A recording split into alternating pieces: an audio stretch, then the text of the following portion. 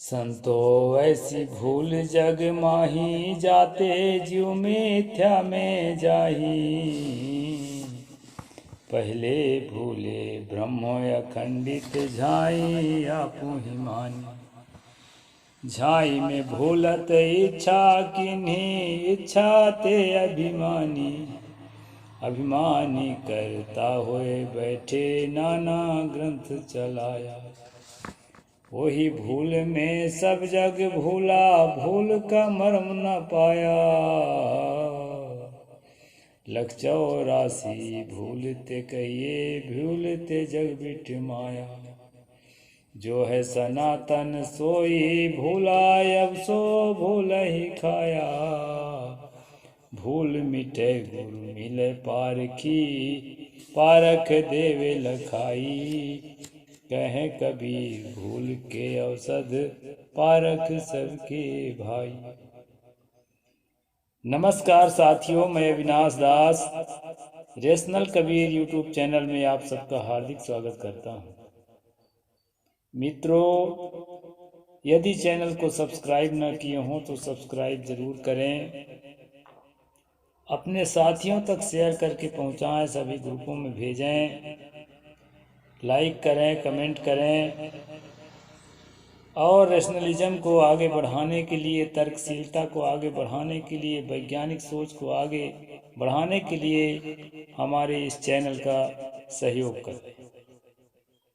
साथियों, आपका सबसे बड़ा सहयोग लाइक और शेयर है। कृपया इस सहयोग को जरूर करें। मैंने सदगुरु कबीर साहब की बीजक के द्वितीय प्रकरण से अंतिम शब्द को बोल करके वीडियो की शुरुआत की है।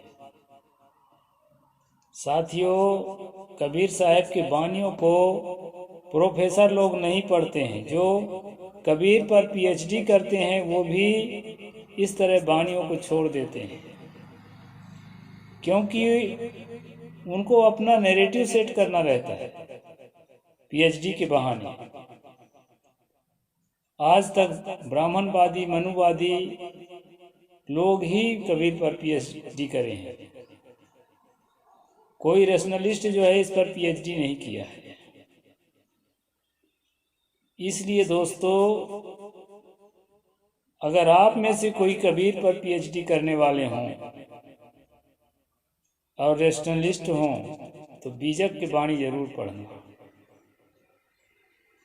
सारा अंधविश्वास, सारा कूड़ा कबाड़, सारा धर्म के नाम से चलने वाले पाखंड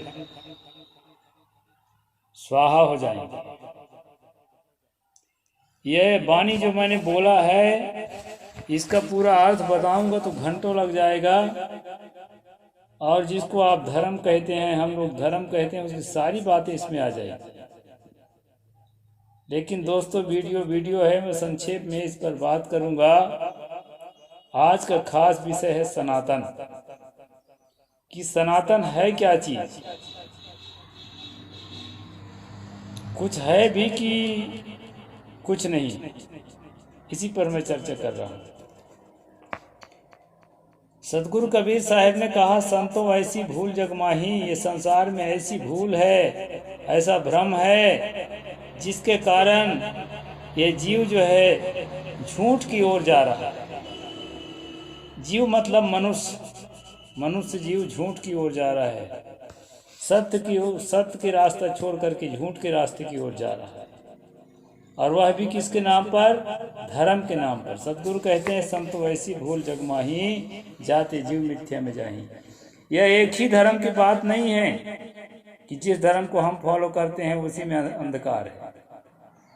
जिस धर्म को हाथ लगाइएगा वहां पर जो है प्रकाश तो थोड़ी दिखाई पड़ेगी, झिलमिलाहट, और अंदर घुसेंगे तो अंधेरा ही अंधेरा।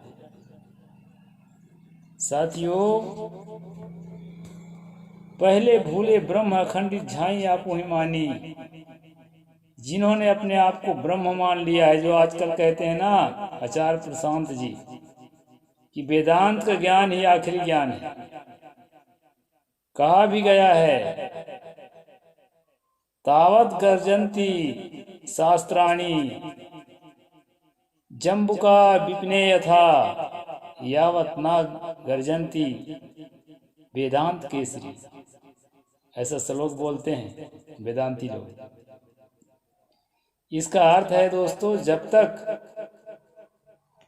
जंगल में तभी तक जो है सियार हुआ करते हैं जब तक कोई शेर न दहाड़ दे। इसी प्रकार दुनिया के सारे धर्मशास्त्र तभी तक अपना बक बक करेंगे जब तक वेदांत रूपी शेर जो है आगे न आ जाए, उपनिषद रूपी शेर जो है आगे न आ जाए, दहाड़ने लगे। तो इनकी दहाड़ दादागिरी की दहाड़ होती है दोस्तों। कुछ तथ्य नहीं होता, कुछ ज्ञान नहीं होता है, जबरपेल अपनी बात को सिद्ध करने के चक्कर में लोग दहाड़ते हैं। सतगुरु ने कहा झाई आपू हिमानी। झाई का मतलब होता है छाया। इनका ज्ञान छाया की तरह है, वास्तविकता की तरह नहीं है। प्रत्यक्ष जगत को नकारते हैं पहले कि जगत है ही नहीं, केवल मैं हूं। अहम ब्रह्मास्मि सर्व खल्विदम ब्रह्म। सब कुछ जगत यानी सब कुछ ब्रह्म ही है, जगत जैसा कुछ है ही नहीं, ब्रह्म है। इनका ज्ञान है दोस्तों।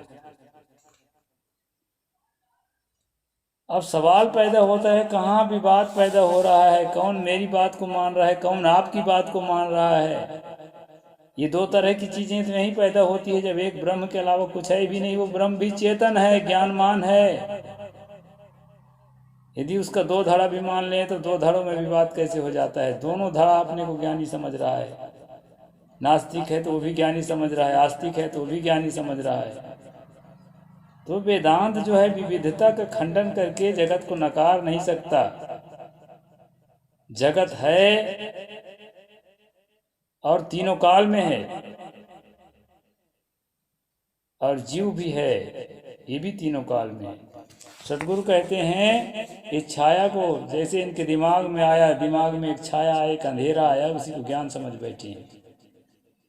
झाई में भूल इच्छा की नहीं, इच्छा से मानी। उस छाया में भूल करके क्या इच्छा करते हैं, अहम ब्रह्मास्मि सर्व खल्विदम ब्रह्म एको हम द्वितीयो नास्ति। यानी मैं एक ही हूं, दूसरा कुछ है ही नहीं, सब कुछ ब्रह्म है और वह ब्रह्म मैं ही हूं, हम ब्रह्मास्मि। ये दिमाग में एक अंधेरा है, संसार के प्रत्यक्ष विविधता को नहीं देख पाने के कारण है। अब इस अंधेरा को ज्ञान समझ रखे, इसीलिए कबीर साहब ने इसको झाई कहा। अब इस झाई में, इस अंधकार में, ज्ञान में इतना अभिमान हो गया है कि कहते हैं कि सियार तभी तक गरजेगा जगत में, सियार दूसरे वेद शास्त्र, जब तक वेदांत केसरी जो है वेदांत रूपी सिंह न दहाड़ दे। इस प्रकार साथियों इसमें कहा है, अभिमानी करता हुए बैठे नाना ग्रंथ चलाया। फिर अभिमानी होने के बाद नाना ग्रंथ भी चला रहे हैं। एक ही ग्रंथ लिख लिए होते, एक ब्रह्म के अलावा कुछ है ही नहीं, तो नाना ग्रंथ चलाते हैं। हर ग्रंथों का अपना अपना मानना है, उसमें एक ही बात है नहीं। अरे एक ही आदमी की कहानी, रामे की कहानी, लोग कहते हैं नहीं हमारा धर्म सनातन धर्म है, इसका सबसे बड़ा लीडर राम है। रामे की कहानी को देख लीजिए, बंगाल में चलने वाली रामायण में वनवास से आने के बाद राम 3 शादी और करते हैं। उत्तर भारत में चलने वाली रामायण में राम सीता के अलावा किसी से शादी नहीं करते हैं। लक्ष्मण भी 7-8 शादी करते हैं बंगाली रामायण में, और लक्ष्मण के द्वारा रावण मारा जाता है जैनों के रामायण में। बौद्धों के रामायण में पति पत्नी है ही नहीं, राम और सीता भाई बहन हैं। तो इतनी विविधता, इतने बदलाव समय के साथ साथ कहानियों में कैसे आती है? कैसे बदलाव आता है? बदलाव आता है, इससे साफ जाहिर होता है कि सनातन नहीं है। सनातन तो एक रस का नाम है, जो जैसा है तो है, था है और रहेगा नहीं, वो है ही शाश्वत सनातन, उसको सनातन कहा जाता है। सिद्धांतों में कितनी बदलावत है। वेदों में बहुत प्रकार के देवता हैं, देवताओं के नाम से यज्ञ हवन हो रहा है। वेदांत में देवता का निरस्त करके एक ही ब्रह्म मात्र बदल गया। फिर वेदांत के बाद फिर बहुत सारे नए नए देवता पैदा हो गए पुराणों में। उन सारे देवताओं की पूजा अर्चना की विधियां पैदा हो गई, नित्य कर्म पूजा पद्धति। तो साथियों, ये भूल है धर्म के नाम से, और इस भूल को हम अपने जीवन की उपलब्धि समझ बैठे हैं। सतगुरु कबीर साहब यही बात बताते हैं कि जिसको तुम धर्म समझ बैठे हो, जिसको तुम अपने मोक्ष का साधन समझ बैठे हो, वो तुम्हारे न तो मोक्ष का साधन है और न तो तुम्हारा वो धर्म है, भूल भुलैया। असली धर्म को पहचानो, अपने मोक्ष के साधन को पहचानो। मोक्ष कहते हैं छुटकारा को, मोक्ष कहते हैं मुक्ति को। और मुक्ति आदमी किससे चाहता है? दुखों से, तकलीफों से, उलझनों से। सतगुरु कहते हैं, लख 84 भूलते कहिए, भूलते जग बिट माया। जो है सनातन सोई भूला, अब सो भूल नहीं खाया। जो शाश्वत सनातन नियम है और शाश्वत सनातन जो अस्तित्व है, वही भूल गया, दिमाग से बाहर हो गया। जो सनातन है, जो अस्तित्व है, वो आपके दिमाग से बाहर हो गया है। जो प्रकृति के नियम है, वो आपके दिमाग से बाहर हो गया है। ये लख 84 जीव के नाम से जो है तरह तरह के सिद्धांत स्थापित किया, नाना ग्रंथ चला करके, और उसी में जो है पूरा संसार उलझा हुआ। साथियों, इस उलझन से निकलने के लिए रास्ता भी कुछ है। भूल मिटे गुरु मिले पारखी, पारख देव लखाई। पारखी गुरु मिलेगा। पारखी का मतलब है किसी बात को ठोंक बजा के स्वीकार करना, आंख मूंद कर नहीं स्वीकार करना कि ग्रंथ में लिखा है, कि वेद में लिखा है, कि शास्त्र में लिखा है, कि कोई बड़ा कथावाचक कह रहा है, कि कोई बड़ा शंकराचार्य कह रहा है। उसमें भी मतभेद होता है। उसमें शांति से, सहजता से, उदारता से छानबीन करने की कला हमारे अंदर पैदा होनी चाहिए। सनातन जैसा कुछ नहीं होता है दोस्तों, प्रकृति का नियम ही सनातन है। हवा का बहना, पानी का बरसना, सूर्य का ताप, और बहुत सारे प्रकृति के नियम, जैसे चूने का पत्थर जो है, चूने का कली जो है, पानी में डालते हैं तो गर्म होता है। कैल्शियम ऑक्साइड से कैल्शियम हाइड्रोक्साइड बनता है। तो प्रकृति में स्वाभाविक है, किसी भी देश में, किसी भी काल में यदि चूना को पानी में डालेंगे तो गर्म ही होगा, उससे ऑक्सीजन मुक्त होता है। यह मैं उदाहरण दे रहा हूँ। प्रकृति के हर नियम, चाहे रासायनिक नियम हो, भौतिक नियम हो, फिजिकल जो रूल्स हैं या जो बायोलॉजिकल रूल्स हैं, और जो अन्य तरह के रूल्स हैं, सब जो है वो सनातन है। सनातन कोई धर्म परंपरा के नाम नहीं है। तो कहते हैं पृथ्वी की शुरुआत से, जगत की शुरुआत से हमारा धर्म है, इसलिए सनातन है। जगत के शुरुआत से तो इस्लाम भी मानता है कि सबसे पहले परमात्मा ने, अल्लाह ताला ने आदम और हवा को पैदा किया, उससे संसार आगे बढ़ा है। ईसाईयत भी मानता है, यहूदी भी मानते हैं कि हमारा धर्म सनातन है, शुरू से आखिरी तक है, आदि से अंत तक है। यही हिंदू भी मानता है, लेकिन हिंदू कहता है हमारा वाला असली सनातन है, और मैं कहता हूं सारे के सारे फेक हैं, सनातन है प्रकृति के नियम, मन के नियम। प्रतिकूल वातावरण मन को अच्छा नहीं लगता, अनुकूल वातावरण मन को अच्छा लगता है। दूसरे से झगड़ा करेंगे तो झगड़ा बढ़ता चला जाएगा, झगड़ा से मुक्त रहेंगे और मुस्कुरा कर मिलेंगे, प्यार करेंगे तो प्यार बढ़ता चला जाएगा। ये मन का नियम जो प्राकृतिक नियम है दोस्तों, यह भी सनातन है। तो सनातन को समझने की कोशिश करें। मन का बिगड़ना भी सनातन है, बिगड़ने का भी रूल है, और मन के सुधरने का भी रूल है। मन को अगर हम सुधारने की दिशा में काम कर रहे हैं, अपने आप को पवित्र करने की दिशा में काम कर रहे हैं, साधना कर रहे हैं, भजन कर रहे हैं, सतगुरु के शरण ले रहे हैं, सच्चा जो सुधरा हुआ है उसके निकट प्रेरणा ले रहे हैं और अपने जीवन को पवित्र कर रहे हैं, तो पवित्रता का नियम भी सनातन है। और यही सनातन, पवित्रता का सनातन आपको जो है दुखों से छुटकारा की ओर ले जाएगा।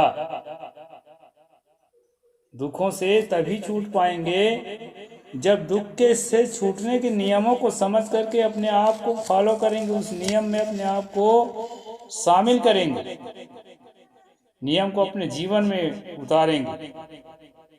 जो दुख से छूटने के नियम है, पहली बात तो उसको जानेंगे ठीक से, किसी के कहे से स्वीकार कर लेंगे, ऐसा नहीं कि मैं कहता हूं तो मान लो।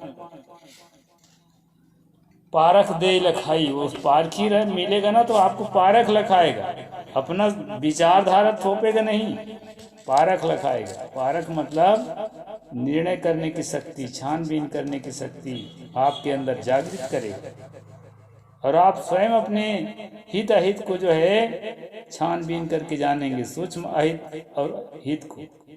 स्थूल रूप से तो आप हित अहित को कीड़े मकोड़े भी जानते हैं कि कहाँ मेरा फायदा है, कहाँ मेरा नुकसान है, लेकिन सूक्ष्म रूप से जो बारीक मानसिक तल पर जो आपके अंदरूनी अंतःकरण में आपको नुकसान करने वाली चीजें पनप रही है, उन चीजों को आप अपने अंदर परखेंगे और उन चीजों के ठीक विपरीत उनको मिटाने की जो प्रक्रिया है, उसको कैसे खाद पानी दिया जाए, उसको कैसे विकसित किया जाए, इस बात को आप परखेंगे। तब जाकर के आप अपने मन का पारखी बनेंगे। किताबों का पारखी कोई भी हो सकता है, किताबों में ये ठीक है, ये ठीक नहीं है, लेकिन अपना मन का पारखी बिरला होता है, और जो अपने मन का पारखी होता है वही अपना दुख मिटाता है। दूसरे का दुख दूसरा नहीं मिटा सकता।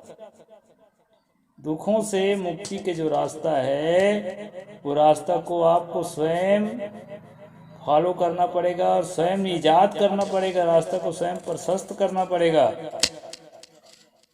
सहारा मिलता है संतों का, गुरुओं का। यहाँ सतगुरु ने कहा भूल मिटे गुरु, सबसे पहले तो भूल मिटना चाहिए। गुरु मिले पारखी, पारक दे लखाई, कहें कबीर भूल की औषधि, पारक सबकी भाई। सारा दुख भूल में है, अपने आप की भूल, अपने कर्मों की भूल, अपनी वासनाओं की भूल, अपनी चाहनाओं की भूल, सारा दुख भूल में है। और भूल से जैसे जैसे निकलते जाएंगे, दुख से छूटते जाएंगे। अनुभव होगा, मरने के बाद मुक्ति होगी कि गंगा किनारे मर गए, जैसे भी कहा रहे थे कि गंगा किनारे जो मर गए भागदौड़ में उसकी मुक्ति हो गई, ये पागलपन है। मुक्ति आपको जिंदगी में मिलेगी और बढ़िया मुक्ति मिलेगी। कैश सौदा, नगद सौदा,